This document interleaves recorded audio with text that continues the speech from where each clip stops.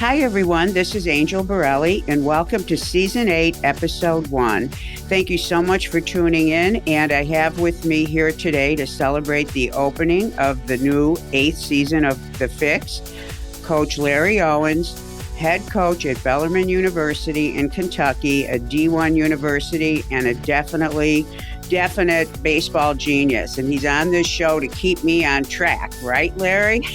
I'm going to do my best. I don't know about genius. And it's not an easy task.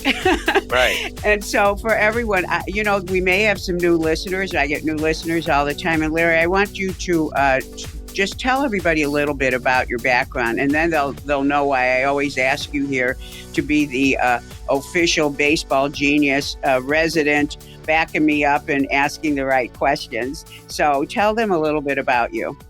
Well, I live in Jeffersonville, Indiana, and very near Louisville, Kentucky, where Bellarmine University is. Following a college playing career and a brief minor league career, I played a year of minor league baseball. Following that, took a year off and then started coaching. Spent 2 years coaching in high school, 2 years coaching junior college baseball as pitching coaches at both places, and then spent the next 9 years as a pitching coach at the Division I level at various universities. The last college stop was at the University of Memphis, where I was there for 4 years, and then got into professional baseball. Coached a year of independent ball in San Diego with former big leaguer Terry Kennedy. He managed the club. I was the pitching coach.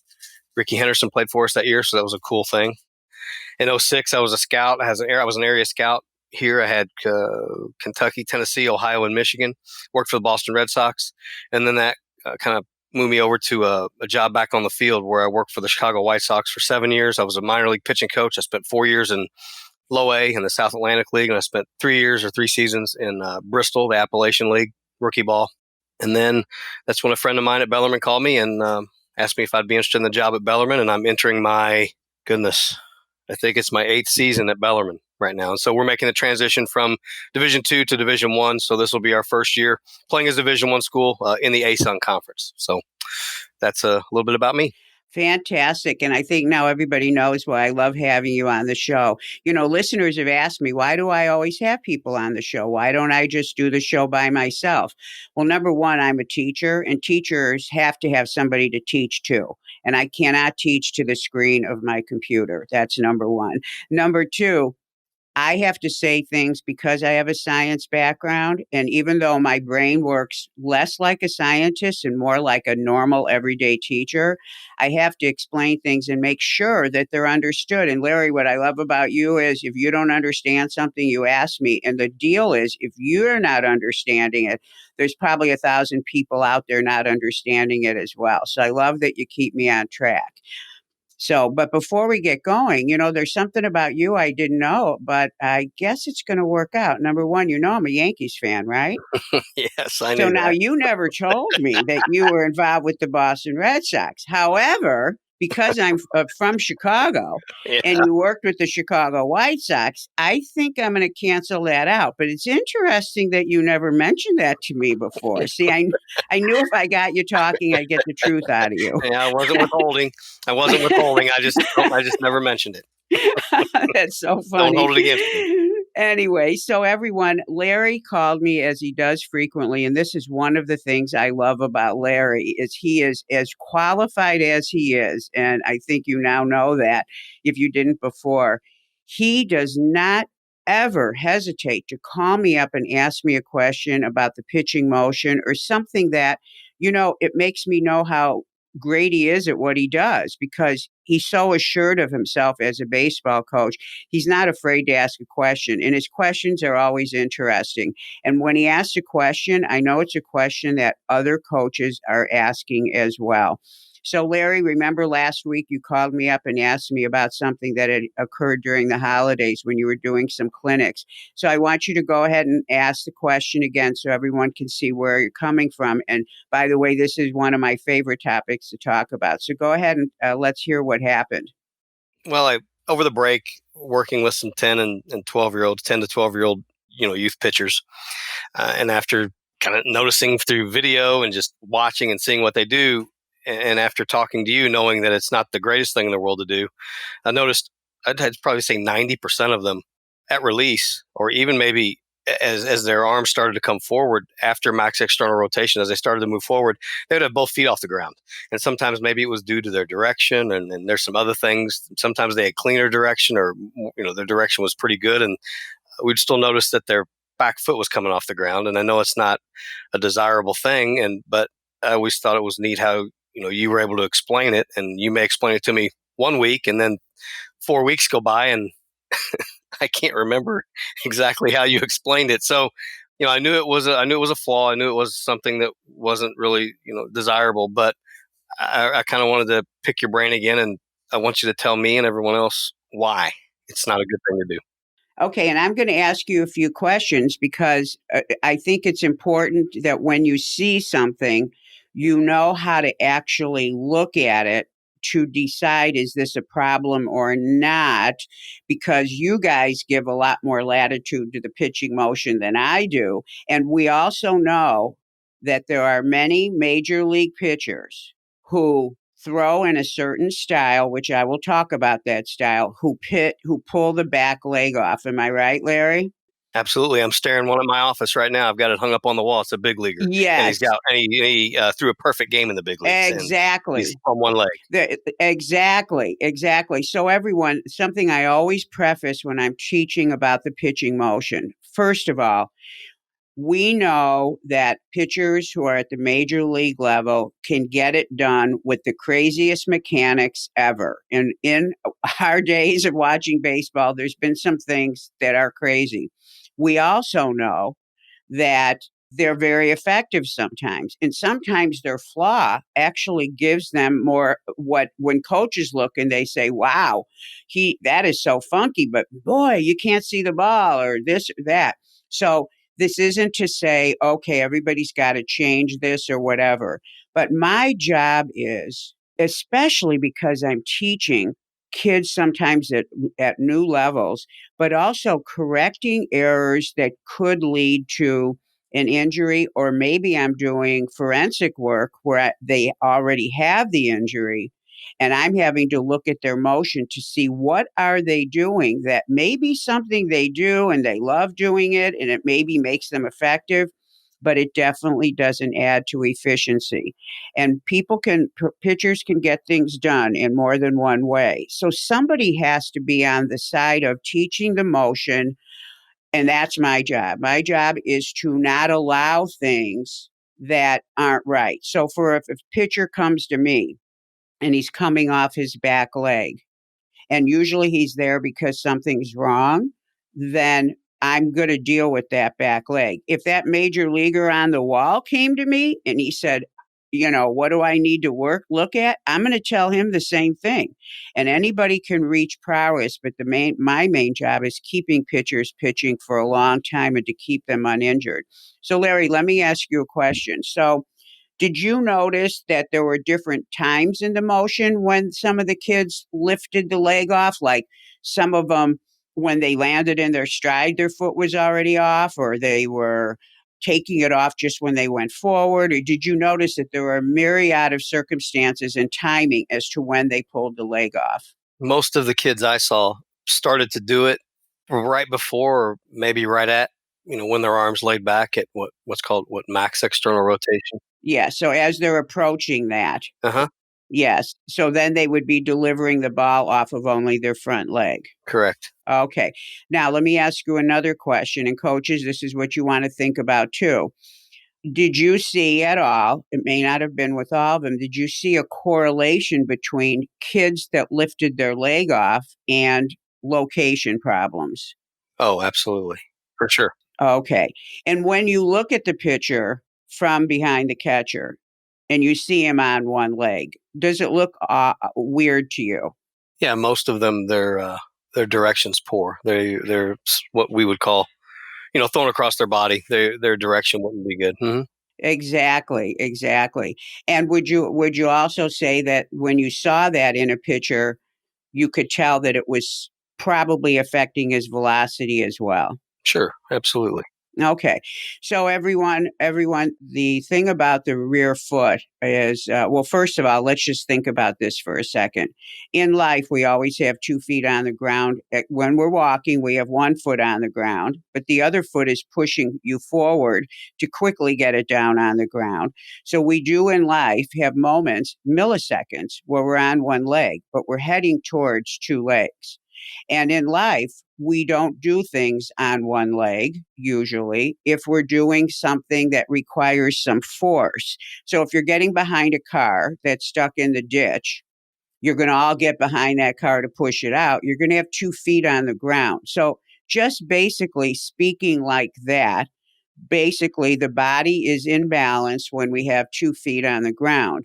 Now, the purpose of pitching, everything we do in the motion is to have the pitcher, and let's think about a pitcher who's going from the stretch. He starts sideways, he has to turn, and then when he's made that full turn, he's got his arm and the ball in position to throw. And then we want him to throw with accelerating the velocity, accelerating the speed, and we want him to hit a certain spot. So the position he's in at that moment when he squares up, and yes, Larry, you're right, it's max external rotation, when the shoulder's fully stretched, the gun is fully loaded, now he's getting ready to pull the trigger. We want him in a good position to produce force. And it's an instantaneous moment where he's going forward. And then as he reaches forward even more, his back leg will come off the ground because the minute he releases that ball, he's going into deceleration. So he's almost, in a sense, following the forces that he's applying to the ball. So it's almost instantaneous. Now, when a pitcher is doing something that throws him off balance, there's always a reason for it. And the most common reason for being off balance is that he did something with his body during the motion that didn't allow him to keep the back foot on the ground. As I said at the beginning, your body is always wanting to be in balance no matter what you're doing. And in every sport there is, you have to have some sort of balance before you apply power, or you're going to diminish your power. And in pitching, you'll diminish your location. So when you see somebody pulling the foot off, this isn't them saying, oh, I'm going to pitch and be completely efficient, but I'm going to pull my foot off. No, they were forced to pull their foot off. There was something that happened prior to the pulling of the foot off that causes the foot to be off. And this is just a general rule of troubleshooting. Whatever your eye goes to, whatever you see as the thing that doesn't look right, you have to look to the thing prior to it that happened to determine the cause. Because if you tell a kid who is on one leg that he's got to keep the other foot down, unless he corrects the reason why he had to pull that leg off, because trust me, if he didn't have to pull it off, he wouldn't, you're not going to be able to be effective in making the change. And by the way, every time you take a body part away from the motion, you are putting more stress on other parts of the motion. So, Larry, when you think about these guys and you're standing behind the catcher and you're seeing, foot off, crazy location problems, it looks crazy. Did you also notice that their arm was almost doing whatever it needed to do? For example, guys who pull their back foot off 99.7% of the time are going to lead with the elbow. And they have to, because that arm then is going to serve to keep them in balance. They can't keep the arm back because they're off balance back there. The leg is not down to give them that balance so they can stretch. Did you notice that as well? Yeah, it took video, but yeah. And in the video, I noticed that, yeah, most of them did lead with their elbow, especially the kids that were on one leg. Yes. And listen, leading with the elbow is what saves them from falling over. So, way, way, way, way back when I first started studying human anatomy and the body and posture and the structure and everything I did, even before I became a strength coach, I knew I was going to be doing something with the body. One of the most fascinating things that I learned, and I think I also relearned it when I was studying motor control in graduate school, the most interesting thing about our bodies, first of all, our bodies are incredible. Our brains are incredible. But our body's number one job is to keep us up, keep us from falling. And so that is why when you lose your footing, your body will send out body parts in certain directions automatically to stop your fall or to keep you from hitting your head. You don't even have to think about this. And we all have fallen. And yes, you hurt other body parts, but other body parts being hurt is better than being dead. So the cool thing about the body is it will stick something in a certain place to keep balance. So here you've got a pitcher on one leg. Well, he can't be keeping the arm and the ball away from the target till the last second because he's so off balance that his upper body is going to move a little faster to get something out there to make up for that so that he in fact can execute the task. Your body is task oriented. It knows he wants to throw that ball at a target. And so you're going to have arm mechanics issues. So whenever you've got somebody who is pulling their foot off, you need to look at the problem it's presenting to their arm before you say, well, it's okay because, he hides the ball well. You want to look at what it's doing to the arm, and then you want to also look to see why he's even doing that. So 99.9% of the time, the pitcher is, like you said, Larry, what you guys call throwing across the body. I call it stepping across the body, which causes you to throw across the body in the other way. Mm-hmm. Okay. So as a kinesiologist, I'm looking at the body from the ground up. So everybody get behind the catcher in your head. And Larry, do you have a pitcher in mind? Is he a righty or a lefty? He's left-handed. Of course, he's Of left-handed. course he is. You didn't mention that in your opening. Okay, let's mention it now. That way everybody will excuse you in case you get a little crazy on the That's show. right. That's Okay, right. now I'm a righty, so give me a second here, everyone. He does this to me every time. Yeah. Okay. So, well, let me start with this so I can hear myself thinking while I'm talking. The right-handed pitcher that you're looking at will lead out and his left leg will land too far to his right. The left-handed pitcher will lead out and his right leg will land too far to the left. Now, why is this a problem?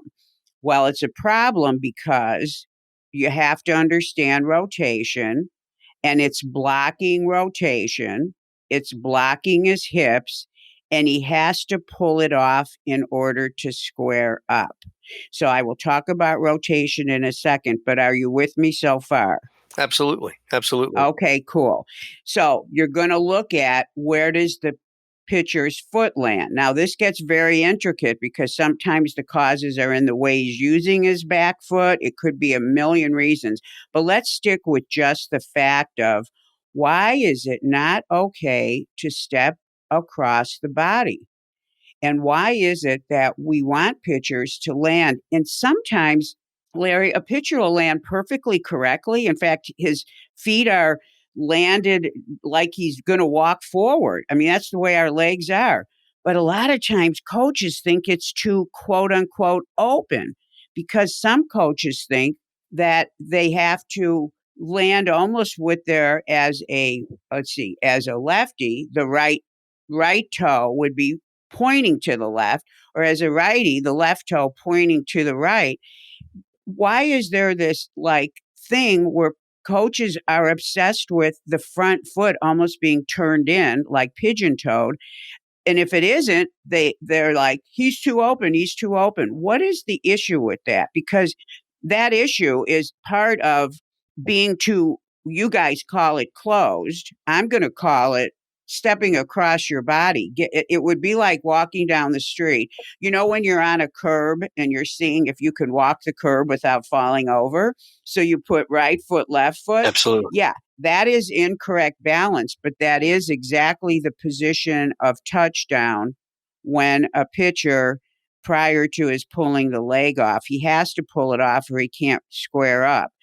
But it is, you know what I'm talking about. There is a tendency to be very critical about the landing, and coaches tend to go more towards something that's too close than rather normal. Yeah, well, that was one of the first times. You explained this to me in 2 seconds, and I was like, I felt like an idiot because I'm like, well, how come I didn't know this? But yeah, I mean, I think what I grew up learning was, maybe toe to toe or ball of foot to ball of foot. So I think in general, what a lot of guys grew up thinking, or a lot of pitchers or pitching coaches grew up thinking maybe was correct, was that you want to land. I want my front foot, my front leg, depending on whether I'm left-handed or right-handed, to land even with the back toes of my foot, back meaning the back foot in contact with the rubber. And you actually land, that's a little bit, maybe what the terms I would use, probably a little closed off. You're closed. And in the past, I would think that's good direction. But just after getting to know you, talking to you about it, I mean, I really understand a little bit better how important it is to get your hips square to the plate, and that you're going to land about even with your back heel is where you're going to land up. And at first look, at first glance, at first feel, it may feel a little open, but you're actually in a pretty good position. It puts you in a really good position. So that's something I learned from you, but to explain that, I don't think people maybe teach kids to land closed. I think maybe it happens and they don't address it or fix it or try to improve it, or, I don't know.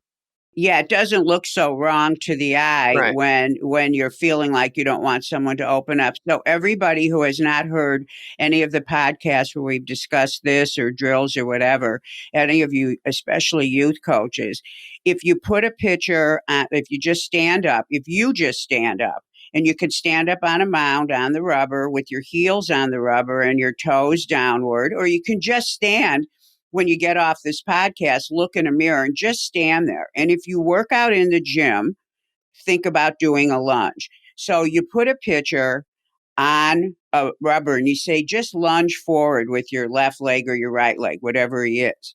That leg is going to go straight out from first of all, his legs are going to be underneath him because that's the way we stand. When we're standing and we're walking, our feet are underneath us. And that's because we're balanced right to left. When you lunge out off of a mound downhill, that is normal hip width and foot width. It's your normal stance. So when you're trying to figure out where should someone land, you can, actually do that. And you can actually do that and then have them turn their back foot like it's along the rubber, and you can actually get perfect alignment.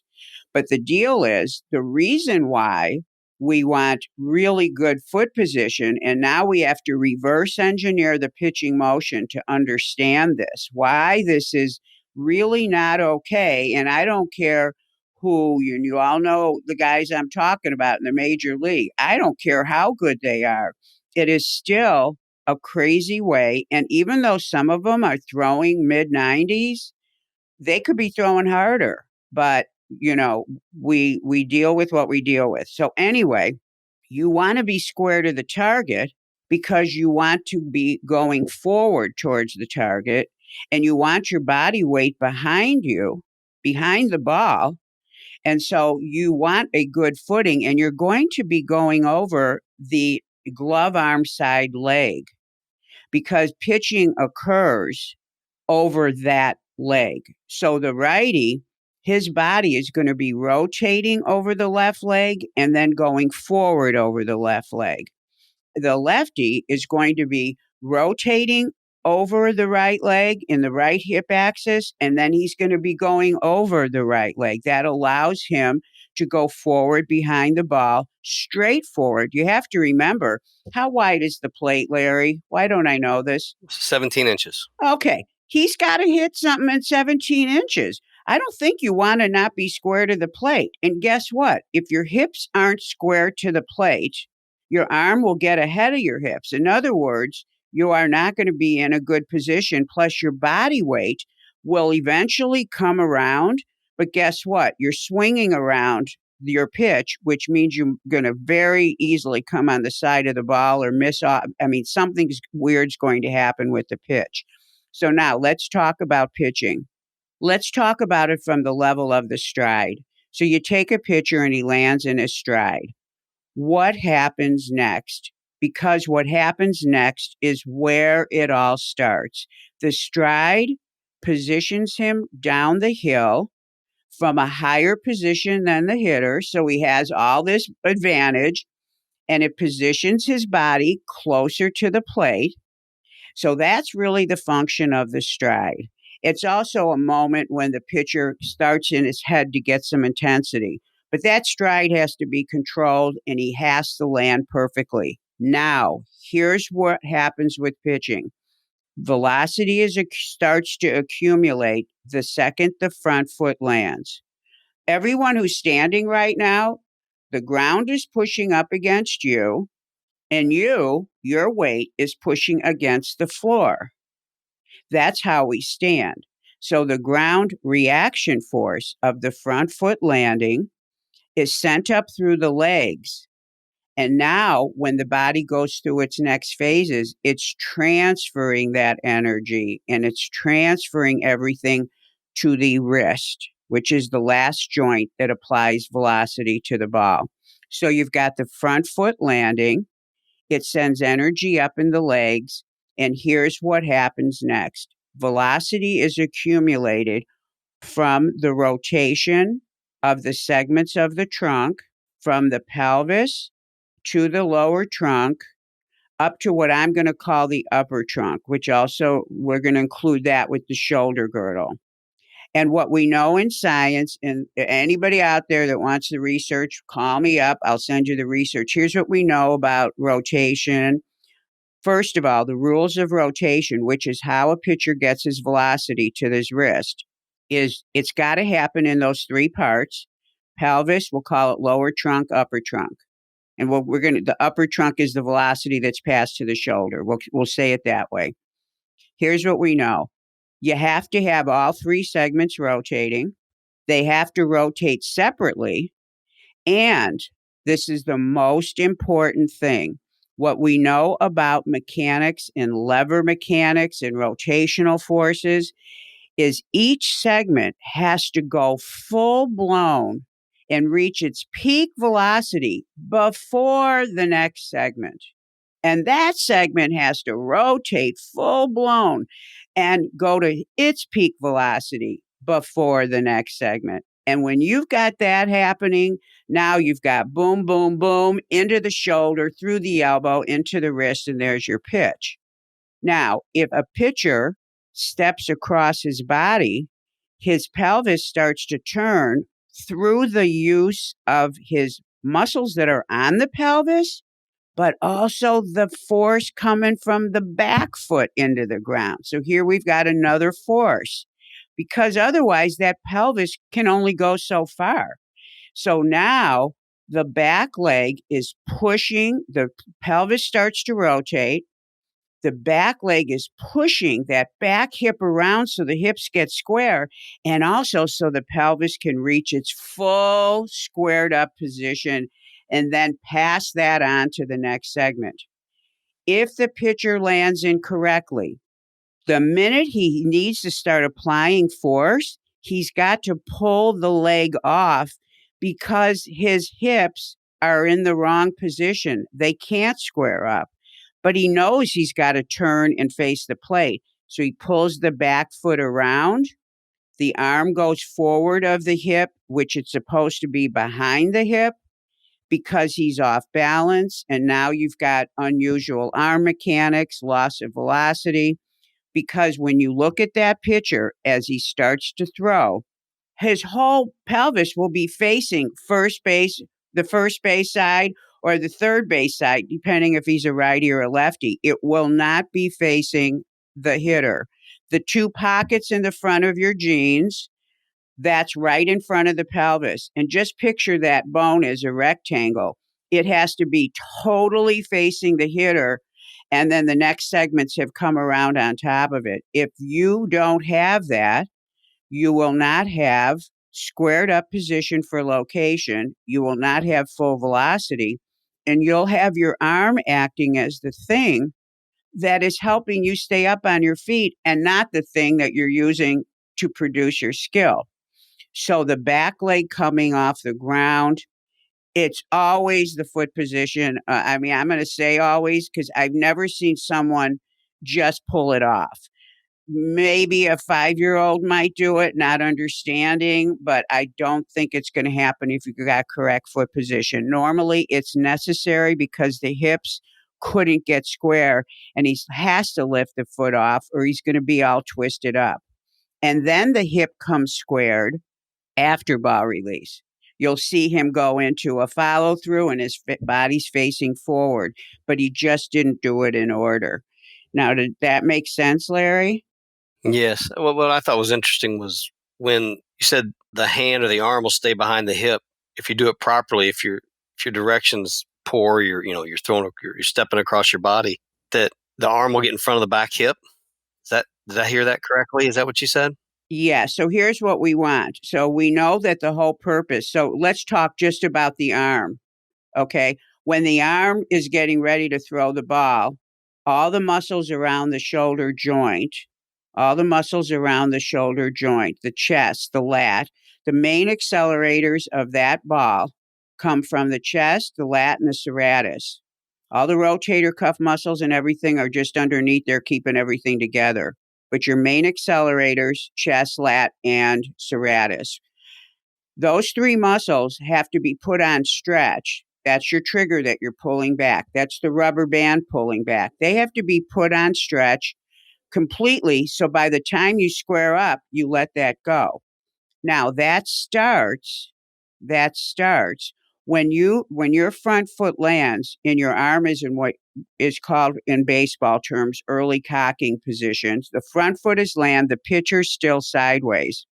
When you start to turn towards the plate, the body goes first, the arm's staying behind you, behind your head, and it's starting to go through a stretch position. But your sequence of rotation has to be to pass things on pelvis, lower trunk, upper trunk, and the arm is still in stretch behind the body. So those three segments lead the way. So when we tell a pitcher, hey, your chest, let's say you're a lefty, your left chest muscle needs to arrive square before you start pulling the arm through. The right chest muscle on a righty has to be facing the plate before the arm comes through.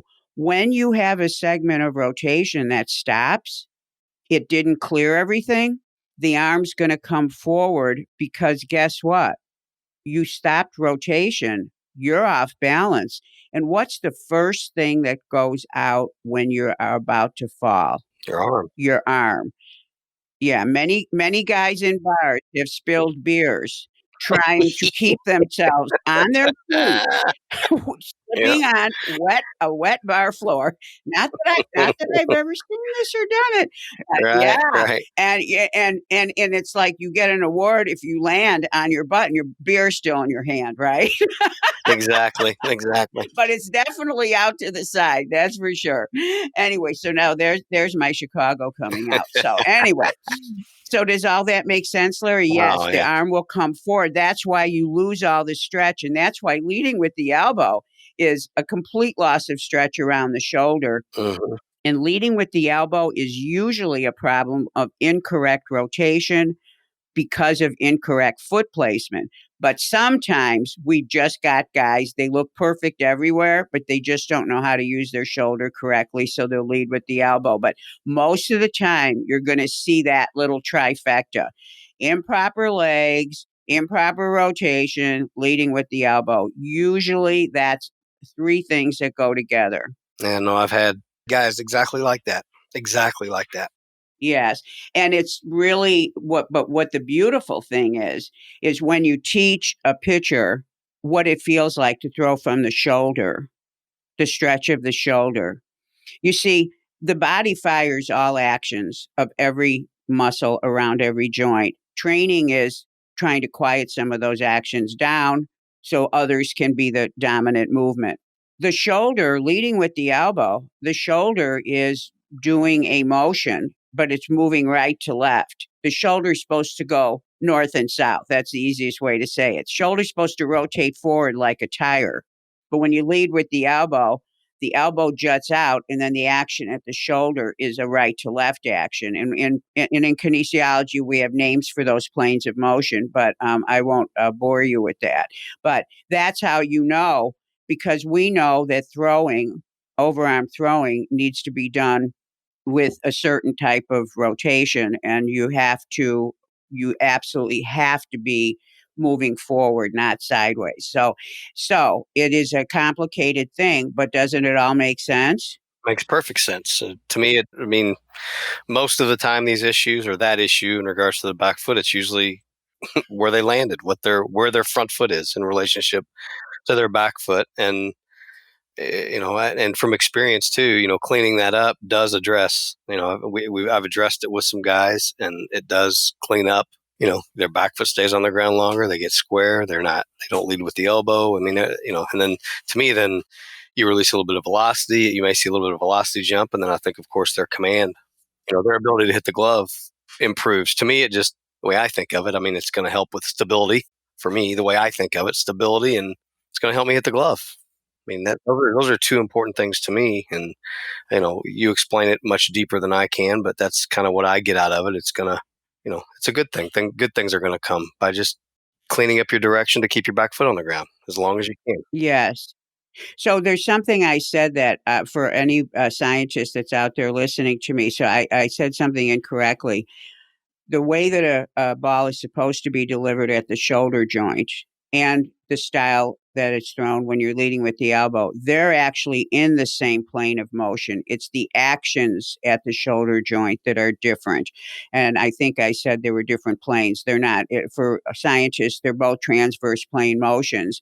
But internal rotation is what we want to see at the shoulder, not horizontal, not extreme horizontal adduction. So, see, this is why I didn't mention it, Larry, Mm-hmm. because the smoke's coming out of your ears right now. But I know you're not even going to Google it because you could care less, right? Yeah. But anyway, I heard myself say something, and I always have to make sure I'm completely accurate. So, yeah, I know. that's the geek kinesiologist. So, I've been listening to a lot of interviews this last week, as everybody has, talking about Tom Brady, talking about Drew Brees, talking about great athletes and athletes that tend to go further in their career. And it's a sin to me that early 40s is considered old, because our bodies are designed to go to 100 years, but you have to take care of yourself to get there and still be happening. So at 40, you're not even halfway there. But it's interesting to hear when they were interviewing other quarterbacks about Tom Brady, and they were asking other people, why do you think he's so good? And they all said the same thing. He never stops practicing the fundamentals. Yeah. He never stops practicing. And then, of course, they went on with his work ethic and, everything else. First there, last to leave, etc. But I said to myself, in sports, there are fundamentals to the skill. And just because the skill looks like it's happening in a flash, like the basketball player is dribbling down the court, and all of a sudden he gets under the basket and he makes a jump shot or he does whatever, and it's like, oh, but there's actually efficient skills within that motion. He lowers and jumps up, and it makes it look like it's nothing. But if you don't lower correctly and you don't jump up correctly, that's why when I'm in the gym and I see people jumping off of boxes, and they're just jumping off of a box thinking this is good. They jump off and then they jump up and they think this is teaching me how to have a good vertical jump. If you don't land correctly when you jump off that box, you're not getting anything but beating up your body. So you don't notice this. But when guys have great skills, there's fundamentals. And the body is a body. We work better with 2 feet underneath us. When you've got a rotational skill, like you're throwing a discus or you're pitching, The rotation has to be efficient. Things have to be in the right place at the right time. And what's interesting about this, Larry, is hitters know about rotation. You would never let a hitter step way far to his right or way far to his left, right? Wouldn't you? Doesn't it produce a weird contact with the ball if they would do that? No, no doubt. Yeah, absolutely. For Okay. sure. So what's interesting to me is, and this is how I got into the business of being the defense attorney for the pitching motion, is that why is it that the pitcher can be all twisted up like a pretzel? I remember when I was studying in graduate school, that one pitcher, and I mentioned him before, and I wish I could think of his name, and I think he was played for the Angels. That's coming to me. He would pitch, and in the follow through, he would land on the ground with his left hand. He was a righty, and he would fall onto the ground. His follow through was so out of control. That was his finish each time. He would go over and land on the ground, and he'd be all the way on the ground. Do you know who I'm talking about? Hmm. Well, I remember the left-hander did it. Mitch Williams, the left-handed pitcher, did that a little Okay, bit. He fell this off. was Hmm. not a Mitch Williams, but I wish I could think of this guy's name. But I remember saying, doesn't anybody want to help this guy? But see, here's the deal. The issue of throwing a strike is so like incredible and miraculous, and making the ball curve the way it curves or slide the way it slides or drop the way it drops or do the things. It's such a miraculous thing that it's sort of like we're all looking at the plate from a pitcher, and his ball does this amazing thing. Then you look at him and he looks crazy. But you look at that ball and you think, you know what? I'm not touching it. I Right, think right, that's what happens. And then, of course, you've got to fight for your job, meaning you've got to get W. So, hey, if he can make the ball fly like that and he lands on his hands, so what? But that's why there has to be people like me who maybe when that kid was 14, I would have caught him and he would have been able to make the ball do even more and he would have lasted longer. If you notice, I can't remember his name because he wasn't in the big leagues that long.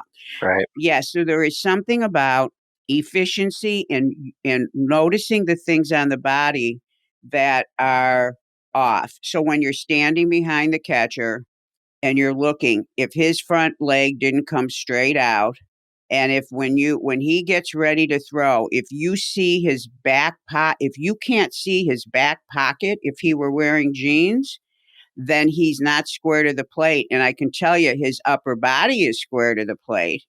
His chest will be square. He'll be leading with the elbow, but he will not have brought the lower body around. You'll see him use the throw to square up his lower body. Now, in other words, the throw gives him the freedom to finally get square. So it happens out of order. right. Interesting. Very interesting. And I think, you talk about, guys at that level. You mentioned the guy that you couldn't remember his name, but kids see big leaguers and they want to emulate them. And I think sometimes they don't understand that, those guys got there. You can get there. You can get to a high level doing some inefficient things. I mean, it's possible. The numbers go on the back of their baseball card, not their pitching coaches. And so it's their career. And so and also then there's a little apprehension. There have been some very successful pitchers that do things very unorthodox in the big leagues, and these who's going to chase a successful? Why would I want to change him and get fired? Why would I want to change him? And so, there's some little apprehension there sometimes where some guys probably could be a little more efficient and a little more productive, but they've gotten to a certain level, and it's just you just don't, I don't blame them. I mean, I don't know what I would do either. I mean, I'm doing pretty good. Leave me alone. I don't know if I'd want to change anything. So And the more I know coaches, because I've got such a vast audience of coaches, and I understand that more than I ever have. Here's what's cool about this information. You have the information, you can hold on to it until that pitcher's injured. The guy who's leading with the elbow is going to have a labrum problem or a shoulder problem, not an elbow problem. The guy who is, on one leg may have other issues come up. So we have the information to help when they need us. Now, I want to talk about one more thing about this problem before we end the show. So let's go back to the pitching motion again. So when the pitcher lifts his leg, whether he's from the wind up or he's going from the stretch. At some point, he's completely sideways to his target. When he lifts that leg, because the body is what? Trying to keep you balanced, that lifting of the weight off that leg shifts the weight onto his back leg. At this point in the motion, you are only on one leg. So that leg is getting tons of force from the ground. The way the pitcher goes forward in his stride, there's only one set of musculature that can move him sideways, and that is up around the side of the hip. And again, I won't bore everyone with the muscles, but call me if you want details. And the only way that hip can move the center of mass sideways towards the target, that means initiate the stride, is if the foot is firmly on the ground. You can't move sideways. And if anybody doesn't believe me, just lift your knee when you're on one leg and try to move from the back hip. No, it's cheating if you try to stick your left leg out. But guess what? Your left leg out isn't going to push you down the hill. Something's got to go from behind. Pitchers are mixed up. They think it's their foot that moves them sideways because people can't feel their hip, or they think it's their knee. There is no musculature in the knee that moves the body sideways. There is no musculature. The ankle has range of motion to allow you to move forward from your hip, but it's not moving you forward.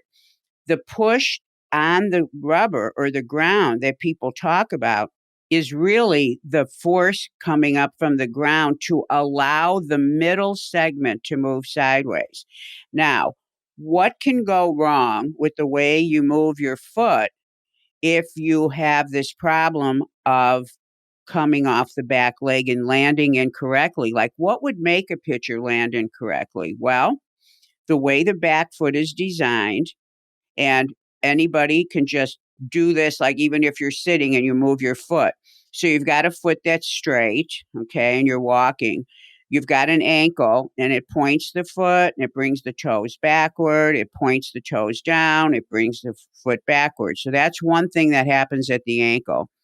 But we all know we have a ball of the foot. It's called a ball for a reason, because it's a ball, and it rolls. So we can actually pivot on the ball of our foot. So anybody who does anything in sports knows that that's what's allowing you to pivot. If you get to the pivot too soon, you're going to come off that foot. You're in your toes. You're going to come off so soon that your direction's going to be off, and then you're going to land too far to your right. Because remember, your foot, let's say a righty's up against the right side of the rubber. Let's say he doesn't articulate through the foot correctly and then turn the ball of the foot. Let's say he just comes off his heel. He's in his toes too quickly. He's going to land as soon as he can. And the guy, and this is another way to look at the problem of the landing. The righty who rolls into a ball of his foot and turns so fast, he doesn't have time to get that left leg all the way open. He puts it down wherever he can because he was on the ball, which is a slippery place to be if it happens at the wrong time. For the lefty, you start to stride out, but instead of articulating through your foot, going through from the heel into the ball of the foot, if you just roll to that ball of that foot so fast, you're spinning off that ball of the foot. Your right leg, let's pretend it's a clock. And let's say we want that right leg to get all the way to noon. It's going to land for the lefty at 10 because he was on the ball of his foot and he's off balance. So the front leg can be doing an incomplete circular motion because the back foot worked too fast. So you've got to know how to look at the back foot to make sure that pitcher is on the foot completely like he is when he's on his balance point. That's where you want to look to see, is he too far forward? I mean, all of you know what it looks like when he's too far in his heel. But remember, the bones in the middle of the foot are the stabilizing bones. So if he's too far forward, let's say he's in his toes, he's going to go sideways, and boom, that left foot's got to go down if he's a righty. The right foot has to go down if he's a lefty, because there's no time to get it all the way to make that half circle position, which really is what the pitcher's doing. He's going from, a sideways position to like a 12 o'clock position, no matter what, righty or lefty. Does that make sense, Larry? Yeah, it sure does. Would this have anything to do like with separation, with guys with poor separation or that don't have any? Is there a correlation? Yes, absolutely. Absolutely. Now you're thinking, I love hearing that. That was a great question. That was a great question. Well, So thank you. here's the deal. Great. As a teacher, I love hearing that. You've got your thinking cap on. You're starting to connect dots, which is not easy to do. The pitching motion is complicated. But here's the thing. So all of you may not even see somebody crossing we see pitchers cross way over, but sometimes they're crossed over just slightly too much. You may not notice it, but when you've got a pitcher and you don't see him separating his rotation, everything about the motion is rotation. This is the sandwich approach to the pitching motion. You've got the legs, that's the bread, and you got the arm, that's the other slice of bread. But guess what? When you buy a sandwich, the bread can be good, but what about if the inside isn't good? Nuh-uh, it doesn't work. Same thing with the pitching motion. Rotation is how you make everything happen with the ball. That is the only place you can get your position from and you can get the velocity from. So now you've got the perfect formula for velocity and location. So if you see something wrong in the middle like that, and most likely you're seeing something wrong with the arm, and then you look at the middle and you're like, that middle looks weird. Then you go to the foot and then you're starting to put it all together. So there's many reasons. I mean, it's why I have a job. It's all I do all day long. If there was always only one reason for everything, but my job is to teach you how to look at the entire picture, not just the pitching motion, and look at what's he doing. But the most important thing to remember is how a pitcher starts is going to dictate how he ends.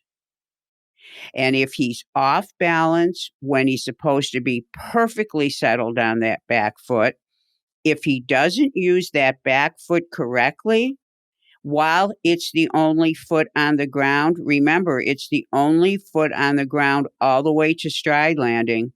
If there's something wrong there, the rest of the body will be the sacrificial lamb to that error. It will land where it has to keep balance. It will rotate the way it needs to get as square as he can. And then he'll pull every body part off. His leg, his limb, his arm will go wherever it needs to go so he can eventually get some sense of facing the target. And that's what's cool about the humans. You might be doing something inefficiently, but if you know you're supposed to face the target before you throw the ball, I mean, even if a pitcher's body's facing first base or second or third or the third baseline when he's pitching, let's say he's got something wrong, he always manages to find a way to have his head and his upper shoulders facing the target. But it's how we got there that will produce the result. Interesting. Yep. It's good stuff. I think this is a really common issue. I mean, I don't hardly see anybody with, good, solid, what we would call maybe perfect direction. And I think, everybody's different and everybody can overcome that in some ways. But I mean, it's one of the first things that I like to kind of take a peek at, start from the feet up and make sure that it's working the way it should. But no, it's good info. It's great info. Yes, and I'm so glad you asked the question because it's such an important question, especially for all the youth coaches, because you're going to see this a lot with youth pitchers, Yeah. but also, like I said, you do see it in older pitchers. But I guaranteed, if when they were younger, somebody corrected this, they would probably have even more success. The great thing about us humans is we are designed to figure out a way to get things done. And the job that I have is to help that pitcher do that for as long as possible, which means I follow the rules of the bones, the rules of the joints as much as I can with each pitcher, because my job is longevity for him and efficiency. Somebody else, their job may be different. We all have, that's why we all have jobs and why we all don't have the same job. True. So anyway, yeah. So Larry, thank you so much for joining me on this show today. Thanks for having me. Yes, no, it's always great because you ask great questions. And I thank everybody for tuning in and listening. You can email me at angel@gymscience.com. You can go to Angel Borrelli Pitching on YouTube to hear this podcast. We didn't have any visuals today, but when we do, you can always listen and see there. You can find the podcast on iTunes. And I thank you for tuning in, and never hesitate to call me with any question or topic that you may want handled. You know I won't. Okay. All right. My number one fan. Thank you, everybody, and bye-bye.